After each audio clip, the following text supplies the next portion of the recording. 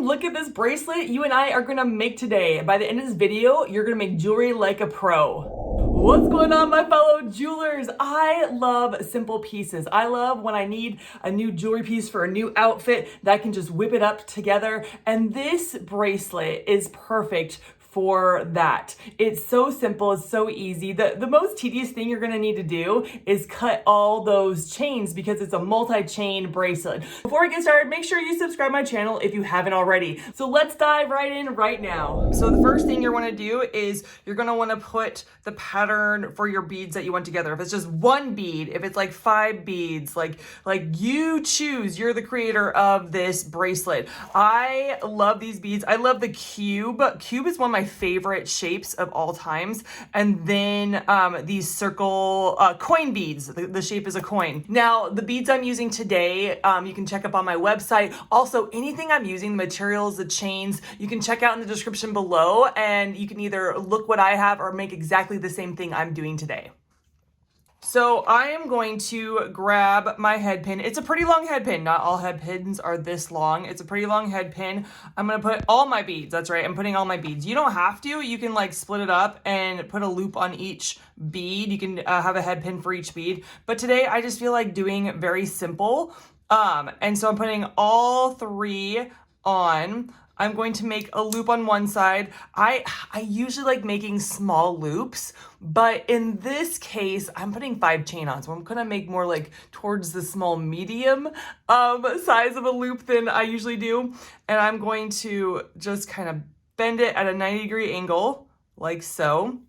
And then I'm going to loop it around, and loop it around, just like that. Now, if you've never made loops before, you can check out my YouTube channel. I have a tutorial that goes very slowly, step by step, so that you feel very comfortable in making loops.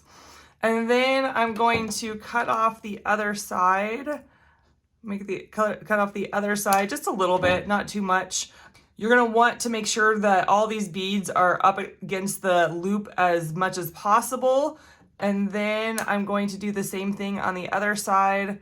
I'm going to do a 90-degree angle. I'm going to loop it around, let go, curl it, let go, and then curl it again. These don't need to be closed right now. The loop doesn't need to be closed right now because we will be putting chain on both sides. So you're going to leave it like that. And then you're going to have your chain. These are about 2.5 inches long. My wrist is about 8 inches. And so you're going to need to decide how long your chain is according to the wrist size.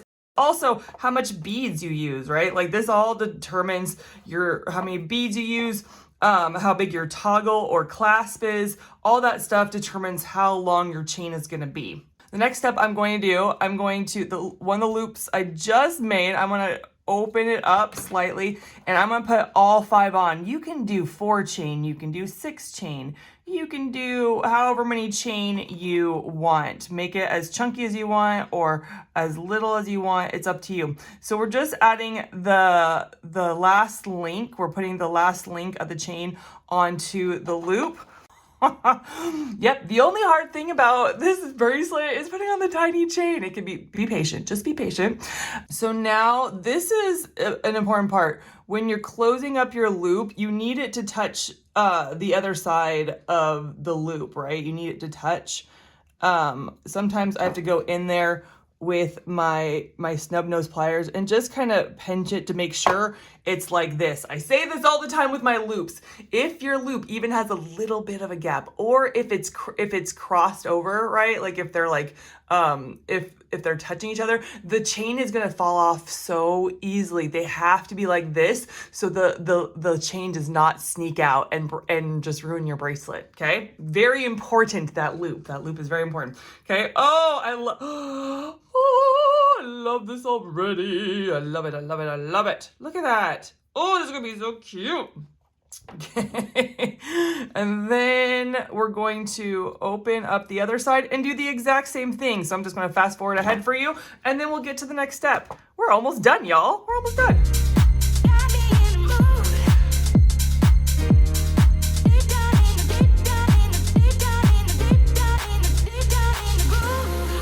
Oh my goodness. She is looking gorgeous. She is looking so gorgeous. Now we're going to put the jump rings on both sides and put our clasp in, okay? This bracelet seriously probably takes like 5 to 10 minutes or less. Like not less than 5, but less than 10. You know what I'm saying? Like this is one of the quickest bracelets that you can make in so many ways, so many different beads, so many variations. I love this bracelet so much. All right, so this jump ring, it's already open. We might open it just a little bit more to make it easier for us to put the chain on just a little bit. And so you're gonna put them in the same order, okay? You're gonna put in the same order as they are on the bracelet. So kind of just fan it out and then grab the next one. Okay, if you want to twist it, psh, you do you. You do you, boo. You know what I'm saying? But I don't want to do that, so I'm not going to. So now, ooh, we're gonna put the toggle on. We're gonna put the toggle. Oh no!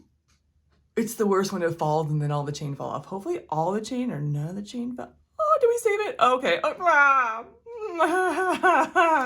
Okay, the most hard part is the chain. It's just a stubborn chain. Now we put the toggle on. We're going, oh, it's harder because there's a lot of chain, and we're gonna close it up. Again, making sure that your jump ring looks like that. Okay, that was touch and go there for a while. We gotcha. We're gonna do the same exact thing to the other side. The same exact thing, okay? Fast forward for you.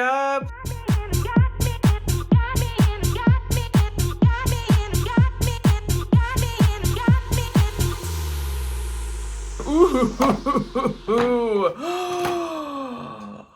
It's so easy. It's so gorgeous. I love it. Look at that. And that, my fellow jeweler, is how you make that multi-chain beaded bracelet.